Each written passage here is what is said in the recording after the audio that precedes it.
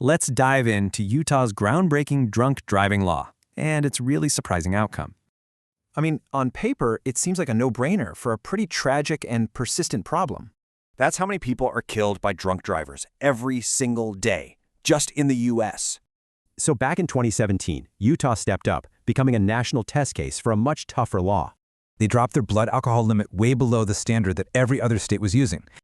After a few years on the books, a new study was released to see, did it actually work? But here's where it gets weird. The first reports told two completely different stories. So which was it? A massive success or a total flop? Something just wasn't adding up. So, a new team of researchers brought in a cutting-edge statistical tool to get a final answer. It basically creates a data-driven clone of Utah to see what would have happened without the law. So, what did this powerful new investigation finally uncover? Let's get to the verdict.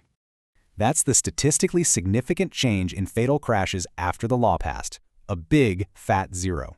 The verdict was crystal clear. The law had no detectable impact on fatalities. A null effect. And you can see it right here. Real Utah and the what-if Utah, their trend lines are identical. So a law with good intentions did nothing. The big question is, why? Let's break it down.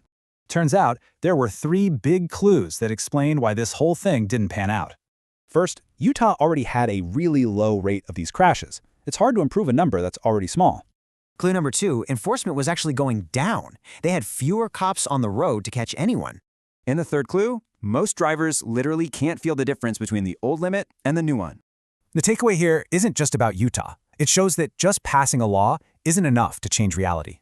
So it does work. Well, the researchers suggest a 3-part playbook for making a real difference. And this quote from the researchers really just hits the nail on the head. It's the perfect summary.